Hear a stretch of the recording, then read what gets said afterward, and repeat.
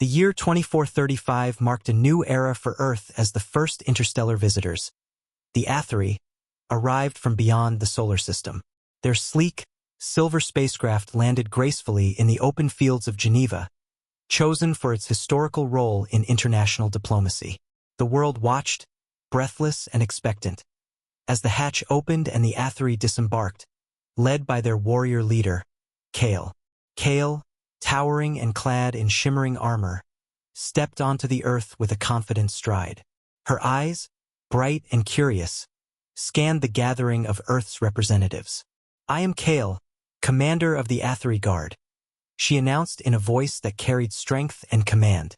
Dr. Elijah Reed, a lanky man with a quick smile and an easygoing demeanor, stepped forward to greet her. "Welcome to Earth, Commander Kale. I'm Elijah, a physicist and your liaison during your stay here." He extended his hand, a gesture of peace familiar on Earth but alien to her. Kale looked at his hand, hesitating, then mimicked the gesture, her grip firm. "Your gravity is lighter than ours," she commented, her tone light-hearted but edged with pride. "I imagine it makes for weaker creatures." Elijah chuckled, rubbing the back of his neck. "Maybe so, but it also means we have to be clever with what we have. Would you like to see some of our technologies and cultural achievements?" "In due time," Kale replied, scanning the horizon. "First, I wish to demonstrate the prowess of Atheri warriors. I propose a friendly challenge to test our strength against yours." Elijah nodded, intrigued. "What do you have in mind?" "A race, perhaps," Kale suggested, pointing to a nearby hill. "From here to that crest. I am curious to see how your lighter gravity affects your speed." "Sounds like a fun challenge," Elijah agreed. He turned to the small crowd that had gathered, a mix of diplomats, scientists, and press. "Anyone here fancy a sprint?" A young woman, Dr. Lena Zhou, stepped forward, her eyes twinkling with competitive spirit. "I'll take you up on that, Commander." Kale smiled, the gesture softening her warrior demeanor. "Very well, Dr. Zhou. Let us see whose feet are swifter." The race was set quickly. Onlookers lined up along the proposed route, cameras poised to capture this historic moment. Kale and Lena positioned themselves at the starting line, poised for the signal. Elijah, serving as the impromptu referee, raised his arm. "On my mark, go!" With his shout, both competitors surged forward. Kale's strides were powerful, but her movements betrayed a slight unsteadiness, unaccustomed as she was to the reduced gravitational pull. Lena, lighter and more agile, adapted quickly to her pace, her feet barely touching the ground. As they neared the hilltop, Kale's confident strides faltered. The unfamiliar lightness underfoot caused her to misjudge a step and stumble, sending a murmur through the crowd. Regaining her balance, Kale finished strong but seconds behind a swiftly sprinting Lena, who turned back with a supportive smile. Breathing heavily, Kale shook Lena's hand, a laugh escaping her lips. "It seems I underestimated your planet's gravity, Dr. Zhou." Lena grinned, her respect for the commander evident. "And perhaps I underestimated the Atheri's humility." Elijah joined them, clapping both on the back. "Looks like we all have much to learn about each other." As the crowd applauded, the atmosphere lightened, and conversations sparked. Kale, no longer just a warrior but a participant in Earth's customs, found herself surrounded by curious and eager faces, her earlier fall turning into a bridge between two vastly different species. Chapter 2: The Gravity of Humility.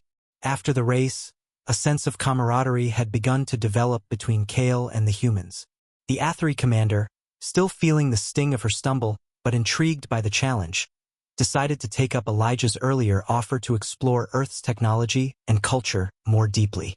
The following morning, Elijah met Kale outside the temporary Atheri encampment set up near the landing site. "Good morning, Commander. I thought we might start the day with a tour of some of our research facilities. We've made some advancements in gravitational physics that might interest you." Kale nodded, her demeanor showing a mix of professional curiosity and personal interest. "Lead the way, Dr. Reed. I am eager to learn how your kind has adapted to such delicate conditions." Their first stop was the International Center for Gravitational Research, where Dr. Marcus Ewan, a leading physicist known for his work on gravitational fields, greeted them. "Welcome, Commander Kale, Dr. Reed," he said, shaking their hands. "We're honored to have you here." Marcus led them through the high-tech facility, explaining their latest experiments designed to manipulate gravitational fields for travel and construction.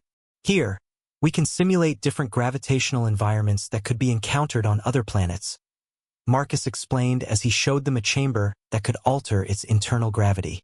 Kale, fascinated, stepped into the chamber. As the gravity shifted to match that of her home planet, her earlier unsteadiness vanished, replaced by her usual confident poise. "Impressive," she admitted, moving effortlessly around the chamber. "Your control of gravity could be useful." Elijah watched, pleased to see her so engaged. "We have hopes it could help in planetary colonization efforts someday. Maybe there's potential for joint ventures between Earth and Athery." As the tour continued, they discussed potential collaborative projects, with Kale asking insightful questions that reflected her tactical training. The visit concluded at a smaller lab where gravitational effects on biological organisms were studied. "Your bodies must be incredibly resilient to handle Earth's gravity so well," Kale remarked, examining a display showing how various species adapted to different gravities. "It's all about adaptation," Elijah responded. "Our bodies and even our architecture are designed with gravity in mind." Their next visit was to a cultural museum, where Elijah hoped to give Kale a broader perspective on human history and culture. As they walked through exhibits showcasing art, technology, and human achievements, Elijah shared stories behind each exhibit, trying to paint a picture of human civilization in all its complexity and beauty. Kale listened intently, her earlier bravado softening into a genuine appreciation for Earth's diverse cultures. "Your history is rich with conflict and triumph," she observed. "Much like ours, though perhaps less martial." Elijah laughed. "Yes, we've had our share of struggles, but we also place great value on peace and understanding. Seems like there's a lot we can learn from each other." As the day drew to a close, they found themselves at a small cafe near the museum, sharing a meal together. The casual setting allowed them to relax further, discussing not just their professional interests but personal ones as well. "You know, Commander," Elijah said as they enjoyed their coffee, "today was a good reminder that strength isn't just about physical prowess. It's also about the willingness to learn and adapt." Kale nodded, her expression thoughtful. "Indeed, Dr. Reed. And perhaps today I learned more about strength than I expected." Their conversation drifted to lighter topics, laughter mingling with the clink of coffee cups. As they parted ways for the evening, it was clear that a bridge had been built, not just between a human and an alien, but between two worlds with much to offer each other. Chapter 3, Learning Curve. The following week saw Kale and Elijah spending more time together, not only in formal meetings and tours, but also in more casual, personal settings. Their friendship began to blossom as they shared insights and laughter, each growing to appreciate the other's worldviews and strengths. One afternoon, Elijah took Kale to a renowned engineering university where a friend of his, Professor Alan Torres, was working on a project that might interest the Athery. Alan, a warm-hearted man with a penchant for intricate gadgets, greeted them enthusiastically at his lab. "Dr. Reed, Commander Kale, welcome," Alan exclaimed as they entered his cluttered yet fascinating workspace. "I've been eager to show you our latest development in robotics. We believe these machines can work in environments too harsh for humans or even Athery." Alan led them to a sleek, humanoid robot, its components gleaming under the lab lights. "This model is designed to adapt its operational modes depending on the gravity of its environment. We thought this might be particularly useful given the Athery's need for heavy-duty labor in high-gravity conditions." Kale examined the robot, her interest piqued. "Can it be programmed for combat training as well?" she asked, her tactical mind always looking for multiple uses for any technology. "Absolutely," Alan replied. "It's highly versatile. Let me show you." He proceeded to demonstrate the robot's capabilities, switching from construction tasks to combat mode, where the robot performed a series of impressively precise maneuvers. Elijah watched Kale as she observed the robot, noting the spark of excitement in her eyes. "Thinking of how many of these you could take on in a spar?" he joked. Kale chuckled, her earlier formal demeanor softened by their growing camaraderie. "Perhaps not just yet, but it's intriguing to see such adaptability in a machine."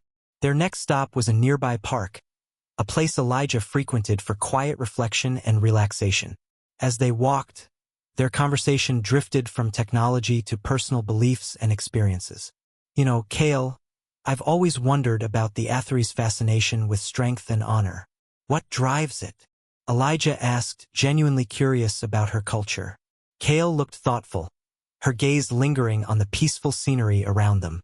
"In our world, strength is survival. But honor, that's deeper. It's about living a life that others can aspire to, a life that makes a difference." "That sounds quite noble," Elijah commented. "We have similar ideals, though perhaps we express them differently." They found a bench and sat, watching children play in the distance. "What about you, Elijah? What drives you?" Kale asked, turning the conversation towards him. Elijah smiled, his mind searching for the right words. "Curiosity, I suppose, the desire to know more, understand better, and maybe, through understanding, make the world a better place." Their discussion deepened, covering topics from philosophy to daily life, each learning from the other's perspectives. It was clear that despite their vastly different backgrounds, they shared a mutual respect and a common goal of bridging their people's differences. As the sun began to set, casting long shadows across the park, Elijah stood, offering Kale his hand to help her up. "I think today was another great lesson, not just about each other's technology and culture, but about each other as individuals." Kale took his hand, her grip firm and warm. "Indeed, Dr. Reed, I find myself continually surprised by how much there is to learn, not just about Earth, but about what it means to truly connect." They walked back towards the university, their steps slow and unhurried. The day had brought them closer, each step and conversation deepening the bond that was forming, not just between a human and an alien, but between two souls learning to navigate the vast and intricate landscape of friendship and understanding. Chapter 4: The Festival of Lights. The air in the city was alive with energy. Streets were draped in colorful banners, glowing lanterns lined the walkways, and laughter echoed through the night. It was the annual Festival of Lights, a celebration of unity that had been observed on Earth for over a century. This year, for the first time, the Athery had been invited to participate. Elijah stood among the bustling crowd, scanning the area until he spotted Kale. She was easy to find, her tall, commanding presence made her stand out, even amidst the sea of festival-goers. She was dressed in a simple yet elegant outfit provided by the Earth delegation, a deep blue tunic that complemented the golden undertones of her skin. "You clean up well," Elijah said as he approached. Kale smirked. "I was informed that my usual battle armor might not be suitable for a celebration." "Well, the goal tonight is fun, not intimidation," Elijah teased. "Are you ready?" She raised an eyebrow. "For what?" "For everything," he replied with a grin. "Food, music, dancing. Though I doubt I could keep up with your Athery strength." Kale crossed her arms, feigning skepticism. "And you are certain your planet's gravity won't make you collapse in exhaustion?" "Only one way to find out." Their first stop was a row of food stalls where scents of grilled meats and sweet pastries filled the air. Elijah handed Kale a skewer of spiced meat, watching as she examined it curiously before taking a bite. Her eyes widened slightly, and she nodded in approval. "This is surprisingly good." "I'll take that as high praise," Elijah said, taking a bite of his own. "Though I don't think anything beats your reaction the first time you tried coffee." Kale frowned. "That was an unexpected experience. It felt like my heartbeat doubled." Elijah laughed. "Welcome to humanity's most widely accepted addiction."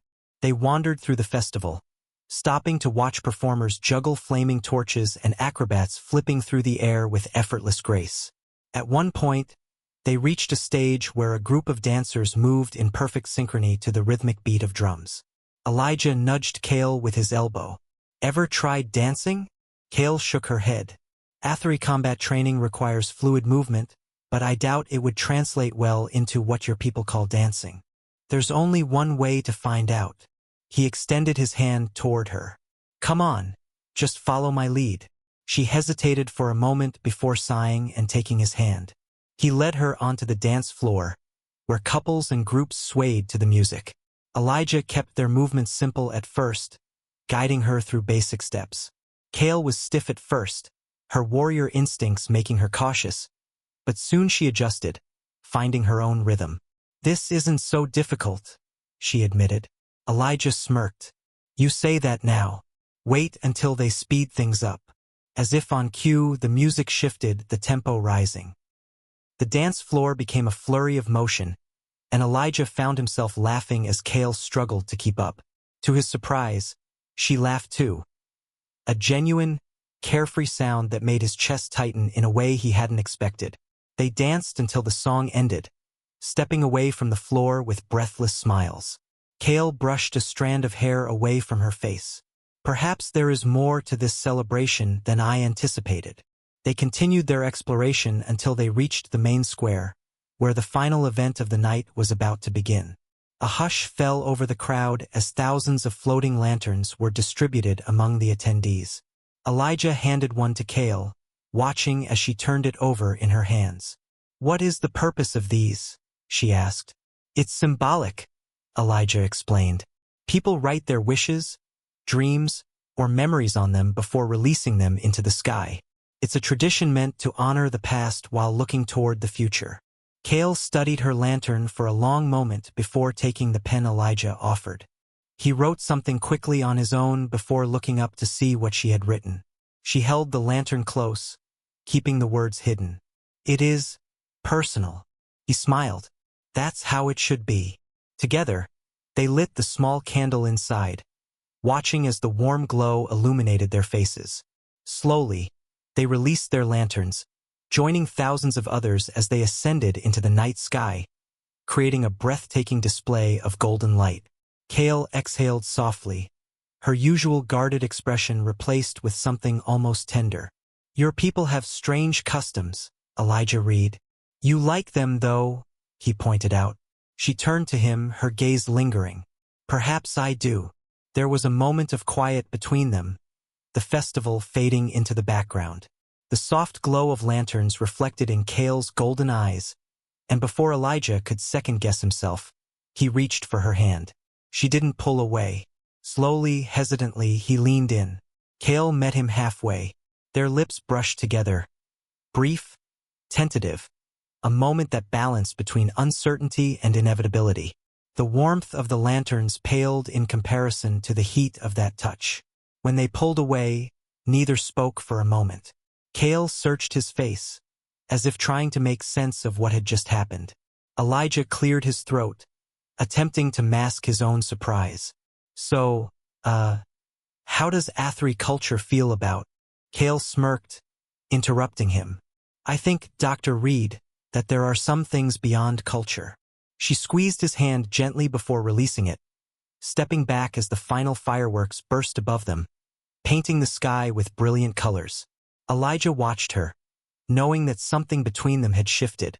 Whatever came next, it would be unlike anything he had ever experienced before. Chapter 5: Cross-Cultural Currents. The following day, Kale and Elijah found themselves in the midst of another cultural exchange event, this time at a more intimate setting. A small research institute that specialized in linguistic studies. The institute had been chosen because it offered a chance for both humans and Athri to explore the nuances of communication. I'm telling you, this will be fascinating, Elijah said as they entered the building. Not just words and phrases, but gestures, expressions, everything that makes understanding between species possible. Kale glanced around, noting the bookshelves lined with physical texts, holographic displays of alien scripts, and soundproof rooms used for linguistic experimentation. On my homeworld, we rely heavily on physical cues. A warrior's stance can convey as much as their words. Here, we do a lot of that too, Elijah said. But sometimes we rely so much on spoken language that we forget how much is conveyed through body language. Maybe we have more in common than we think. A young linguist named Dr. Adrian Shaw, who had been studying Athri syntax since their arrival, greeted them enthusiastically. "Commander Kale, Dr. Reed, welcome. I've been dying to show you what we've learned about Athri grammar structures." Elijah raised a hand. "Adrian, let's keep it light, yeah? We're here to explore, not to be lectured." Kale arched an eyebrow at the playful exchange. "I do not mind. If he has something to teach, I am willing to learn." "Spoken like a true warrior," Adrian said, gesturing them toward a display. "We found that your language operates on a modular structure, sort of like building blocks that can be rearranged depending on context. It's not unlike some of our ancient human languages, actually." Kale leaned closer, studying the holographic projection of Athri text. "Fascinating. And you find similarities in ancient human languages? Which ones?" Adrian pointed to the display. "Well, for instance, Sumerian cuneiform also used modular symbols that could shift meaning depending on their placement. I'm not saying they're identical, but there are enough parallels to suggest that different species might naturally develop some comparable linguistic strategies." Elijah interjected. "That's pretty amazing when you think about it. It means we might be able to find common ground more easily than we expected." Kale glanced at him, a rare flicker of admiration crossing her face. They spent the next few hours working through interactive language exercises. Kale attempted a few human phrases, her accent heavy but her effort genuine, and Elijah tried his hand at pronouncing Athri words. His first attempt earned a deep, resonant laugh from Kale. "Is it really that bad?" Elijah asked, grinning sheepishly. "It's unique," she said, clearly amused. "But with practice, you may improve." The exercise turned into a game, with Kale challenging Elijah to form increasingly complex Athri sentences while she tried to decipher obscure human idioms. "What does it mean to bark up the wrong tree?" she asked at one point, tilting her head in confusion. Elijah laughed. "It's an expression that means you're pursuing the wrong solution or blaming the wrong person. Has nothing to do with actual trees, just an old saying that stuck around." "I see," Kale said slowly. "Your species does enjoy its metaphors."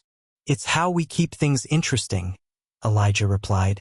Their time at the Institute flew by, and by the end of the session, Kale was able to speak several human phrases with surprising fluency. Adrian even suggested she could eventually become an Athri ambassador if she continued improving. "That's a bit premature," Kale said, though her tone was light. "But I will admit, I am finding the process more enjoyable than I anticipated."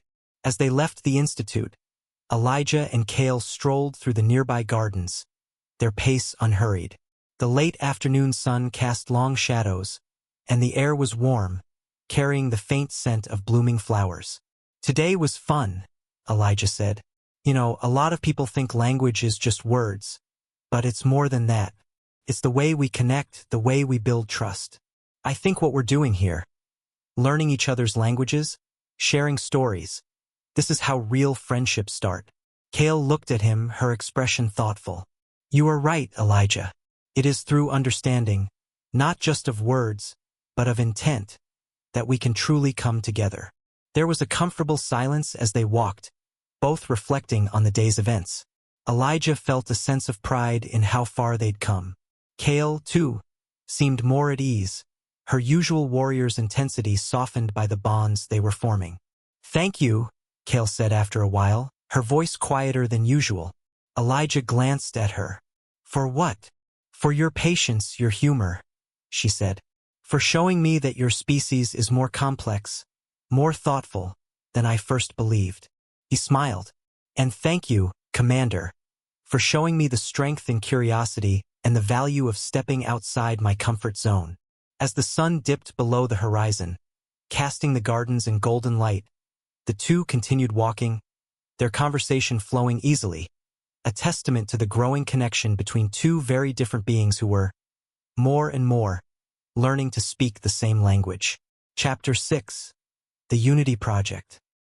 Over the following months, Kale and Elijah worked tirelessly to strengthen the growing partnership between Earth and the Athery. What began as informal exchanges of ideas had blossomed into a fully realized initiative, one that sought to merge their respective technologies into something neither species could achieve alone. Dubbed the Unity Project, it was as much a symbol of their cooperation as it was a practical endeavor. Elijah had secured lab space in one of Earth's leading research centers. There, alongside Athery scientists and engineers, he and Kale led daily brainstorming sessions, testing hypotheses and pushing the boundaries of what they thought possible. Every new prototype they developed told a story of shared ambition. One afternoon, Kale and Elijah stood before a massive 3D holographic blueprint of a device designed to stabilize ecosystems on planets with failing climates. The project had been Kale's idea originally, based on Athery terraforming techniques, but Elijah had suggested integrating Earth's advanced environmental sensors for greater precision. "I still think we should test it first in a controlled environment," Elijah said, pointing to a section of the design. "The last thing we need is for the energy regulator to fail out in the field." Kale folded her arms, considering his words. "Agreed. But we must also ensure that the materials can withstand long-term stress. The Athery metal alloys are more durable than your Earth materials. We should incorporate them here," she said, indicating another part of the blueprint. Elijah nodded. "You're right. And I think we can enhance the durability even further by applying a protective Earth-based polymer coating." Kale gave him an approving look. "A practical solution. I am beginning to see why your people value you so highly." He grinned. "I aim to please." As they worked, they were joined by an Athery engineer named Jorith and a human environmental scientist, Dr. Maya Clark. Jorith had a sharp wit and a dry sense of humor, while Maya was known for her meticulous attention to detail. Together, the four of them formed the core team driving the Unity project forward. "So," Jorith began, scanning the latest test results, "it seems the human sensors are performing as expected, but we're getting some interference from the Athery communication modules. Any thoughts on how to isolate the signals?" Maya tapped her tablet thoughtfully. "What if we adjusted the frequency bands? If we push the Athery signals higher, it might reduce the overlap." Elijah raised an eyebrow. "That could work." "Kale, what's the range of frequencies your modules can handle?" Kale stepped closer to the console, her golden eyes narrowing in concentration. "Our modules can shift to a higher range, but it would require reconfiguring the energy distribution. I can provide the specifications so you can make the adjustments on your end." "Perfect," Elijah said, turning to Maya. "If you can integrate that into our next round of tests, we might have a solution." The team broke into smaller groups, each tackling a specific issue. Elijah and Kale worked side by side, their conversations a seamless blend of technical problem-solving and occasional lighthearted banter. "You know," Elijah said during a break, "when this project started, I wasn't sure how well we'd be able to collaborate. Humans and Athery think so differently. But now it feels like we're a real team." Kale glanced at him, a faint smile tugging at her lips. "And what changed your mind?" He shrugged. "I guess it's the way we've all adapted. You bring this disciplined, strategic mindset, while Maya's focus on detail and Jorith's big-picture approach balance it all out. And then there's me, keeping everyone from strangling each other." Kale laughed softly. "You give yourself too little credit. You've been the one pushing for harmony from the start. Without that, none of this would be possible." Elijah scratched the back of his neck, feeling a bit sheepish. "Thanks. That means a lot coming from you." Their rapport didn't go unnoticed. Maya teased them whenever their discussions turned too playful, and Jorith occasionally muttered something about human courtship rituals. Kale took the comments in stride, maintaining her usual composure. As the weeks went on, the team faced countless setbacks. Equipment failures, miscalculations, and unexpected compatibility issues. Yet each challenge brought them closer together. They learned to trust one another, to rely on each other's expertise, and to appreciate the unique contributions each member brought to the table. One evening, after a particularly long day, the team gathered in the lab's common area. Jorith had unearthed a stash of Athery rations, which he insisted were far superior to anything Earth had to offer. Maya countered by bringing out a box of Earth's finest chocolates. "You're seriously telling me this is better than chocolate?" Maya said, holding up a piece of Athery ration. "Absolutely," Jorith replied, popping a piece into his mouth. "Superior nutrition, perfect balance of nutrients. Your chocolate doesn't stand a chance." Elijah laughed as Maya rolled her eyes. Kale, who rarely indulged in such debates, surprised everyone by siding with Jorith. "Our rations are designed for maximum efficiency. I must agree with Jorith on this." Maya groaned. "Traitor." The friendly exchange was a reminder of how far they had come. They weren't just colleagues or representatives of their respective species. They had become friends, bonded by shared goals, mutual respect, and a shared belief in what they could accomplish together. The Unity Project had grown into something far more meaningful than anyone had anticipated. Through their combined efforts, they were not only creating something groundbreaking but also proving that collaboration, true, respectful collaboration, could lead to extraordinary results. Chapter 7. The Test. The Unity Project was nearing its first major milestone, a demonstration of the hybrid technology that Kale, Elijah, and the team had spent months developing. The device, a compact, self-sustaining environmental stabilizer, had passed every lab test. Now it would be tested in a simulated field environment. If successful, it would solidify the partnership between Earth and the Athery and pave the way for future collaboration. Elijah and Kale stood side by side in the observation room, looking down at the test chamber where the stabilizer sat at the center of a controlled ecological simulation. Behind them, Maya and Jorith adjusted monitoring equipment, checking readouts and making final calibrations. "This is it," Elijah said, exhaling. Months of work leading up to this moment. Kale, always composed, glanced at him. "You seem nervous, Dr. Reed." "A little," he admitted. "It's not every day you prove two species can create something revolutionary together." Kale's gaze returned to the chamber. "It will work. We have prepared thoroughly." Elijah chuckled. "I appreciate the confidence. Hopefully it's contagious." "Start the sequence," Jorith called out. Maya nodded, her fingers dancing across the console. "Activating primary systems. Stabilizer is online."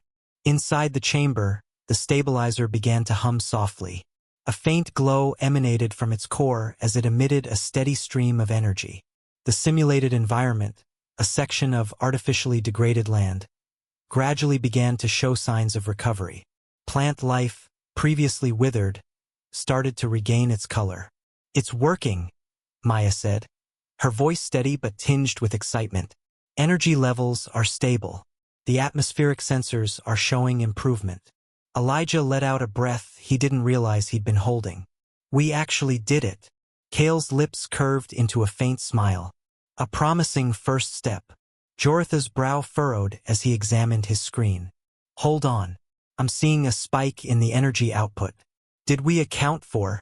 Before he could finish, the stabilizer's hum grew louder. The glow intensified, and the system began to flicker. Maya's hands flew to the controls. "I'm trying to stabilize the energy flow, but the regulator isn't responding." Elijah leaned over her shoulder, pointing at the readout. "If we reroute through the secondary conduit, we can bring it back down to safe levels."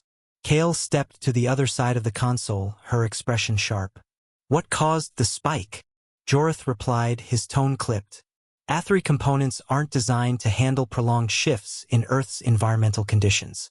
They're straining under the load. We have to shut it down," Maya urged. "If this fails now, it could set us back months." "No," Kale said firmly. "We must adapt, not retreat. Dr. Reed's solution might stabilize the system." Elijah hesitated, glancing between Kale and Maya. "If we can make the adjustment fast enough, we might save the test. But it's risky." Kale met his gaze, her tone unwavering. "You have the knowledge. Trust it." Maya looked at him, concerned. "Are you sure about this?" Elijah gritted his teeth. "I think we can do it, but we'll need to move quickly. Jorith, give me control of the secondary conduit. Kale, be ready to isolate the power source on my signal." Jorith transferred the controls. You've got it. Just don't blow up the chamber. With Kale poised to react and Maya monitoring the output, Elijah began the reroute. His hands moved swiftly, typing commands, adjusting values, and monitoring the fluctuating energy levels. Almost there, he muttered. Kale now. Kale's hand shot out, pressing a command that isolated the power source. The stabilizer's glow dimmed momentarily, then steadied. The energy spike dropped, and the system returned to its stable state. It's holding, Maya said, relief flooding her voice. The system is stable. Jorith leaned back in his chair, exhaling. Well done, everyone. That was close. Kale turned to Elijah. You were right to trust your instincts. He gave a small smile. We all made it happen. A real team effort. The demonstration continued without further incident. By the end of the test, the simulated environment showed marked improvement, proving that the Unity project's technology was viable. The results would not only validate their months of work but also strengthen the growing alliance between Earth and the Athery. As the team gathered to review the data, Kale and Elijah stepped aside, their voices low. This could have been a disaster, Elijah said, running a hand through his hair. Kale shook her head. It could have been, but it wasn't. We adapted just as we always do. That is the value of working together. He looked at her, his expression serious. You know, there were moments I thought we'd fail, but having you there, calm, decisive, I think that made all the difference. Kale tilted her head, a faint smile playing at her lips. And having you there, with your human ingenuity and determination, ensured we succeeded. We all brought something unique to this project. That is what makes it strong. Elijah chuckled. I guess we make a pretty good team. We do, Kale agreed, her voice steady. The two stood there for a moment, the hum of the lab around them, before rejoining the others. The challenges of the day had tested their skills and their partnership, but they had risen to the occasion.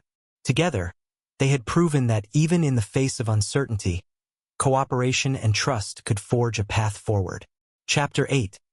Embracing Earth. The final review of the Unity project's first phase data was scheduled for a crisp autumn afternoon. Kale, Elijah, Maya, and Jorith assembled at the Central Conference Hall in Geneva, where Earth's global leaders and a delegation of Athery representatives awaited their presentation. It was to be the official unveiling of their collaboration's success, a moment that would shape the future of human and Athery relations. Elijah adjusted his tie for the 5th time that morning, standing off to the side of the conference room as technicians checked the holo-displays. Kale noticed his fidgeting and stepped over. Dr. Reed, she said, her tone calm. Is something troubling you? He exhaled and shook his head. Just nerves. You'd think I'd be used to public speaking by now, but it's still intimidating. Kale smirked, a rare hint of amusement in her otherwise composed demeanor. Intimidating? After all we've faced together, you find a room of humans and Athery more daunting than malfunctioning stabilizers and near failures. Elijah chuckled. Fair point. I guess it's just the pressure of making it official. Once we present this, it's no longer just an idea. It's a responsibility. Kale placed a steady hand on his shoulder. You've carried that responsibility all along, Elijah, and you've done so with honor. He glanced at her, meeting her golden gaze. You always know the right thing to say. It's almost unfair. Kale tilted her head. Perhaps you simply need to trust yourself as much as I trust you. Before Elijah could respond, the doors opened and the audience began filing in. Diplomats, scientists, and journalists filled the room, creating a hum of anticipation. Maya and Jorith took their places by the control panel, ready to cue the holo-display. Kale and Elijah stepped to the podium at the front, standing side by side as the lights dimmed and the room fell silent. Elijah began the presentation, outlining the challenges they had faced and the milestones they had achieved. He spoke of how the project had merged Athery terraforming techniques with Earth's environmental sensors, resulting in a system capable of restoring ecosystems. As he spoke, Kale stood beside him, adding her own observations, her measured tone and steady confidence complementing Elijah's more animated delivery. When the holo display showed the final results, images of restored landscapes and detailed performance data, there was a ripple of murmurs in the audience. Maya's data visualization was clear and compelling, and Joritha's technical insights left no room for doubt. The Unity project was a resounding success. As the presentation concluded, the room erupted in applause. Elijah and Kale stepped back from the podium, their shoulders brushing as they exchanged a relieved smile. After the applause died down, the diplomats took the floor, commending the team for their groundbreaking work. Proposals for new joint initiatives began to circulate almost immediately. The partnership between Earth and the Athery was no longer a tentative experiment. It was a proven alliance. When the formalities were over, the team gathered in the Institute's garden. The sun was beginning to set, casting a warm golden light over the city. Maya and Jorith sat on a nearby bench, chatting excitedly about their next project. Kale and Elijah walked along the garden path, the autumn leaves crunching underfoot. "Congratulations, Commander Kale," Elijah said, nudging her gently. "We did it." She turned to him, her expression soft. "No, Elijah, we did it." He laughed. "That's what I just said." Kale shook her head. "You said it as though I was separate from this victory. But this was ours. Together." They stopped by a small fountain, its water shimmering in the fading light. Elijah leaned against the railing, looking out over the garden. "It's strange," he said. "When we started, I couldn't have imagined we'd end up here. Not just the project, this connection." Kale stepped closer. "You speak of our work, our friendship, and our partnership. What surprises you about where we have arrived?" He met her gaze, a flicker of vulnerability in his eyes. "How natural it feels.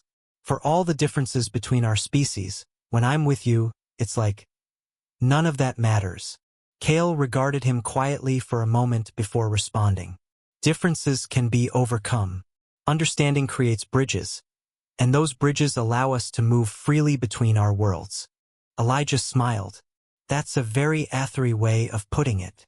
Kale tilted her head, a slight smile playing on her lips. "Is it?" "Maybe not," he admitted. "Maybe it's just the way things are." They stood in comfortable silence, the faint sounds of the city blending with the gentle trickle of the fountain. As the sun slipped below the horizon, the first stars appeared, twinkling against the deepening blue of the sky. Kale spoke softly. "The work we have done is significant, but the understanding we have built is greater still. That, Elijah, will carry us forward." He turned to her, seeing a warmth in her expression that mirrored his own feelings. "You're right. It's not just what we made. It's what we've become." She inclined her head slightly. "And what we will continue to be." Elijah smiled, a sense of contentment settling over him. For the first time in months, he wasn't thinking about the next task or the next challenge. He was simply present, sharing a moment with someone who had come to mean more to him than he could have ever imagined. As they turned to walk back to join the others, the garden lights flickered on, illuminating their path. Together, they stepped forward, their strides matching, their partnership stronger than ever.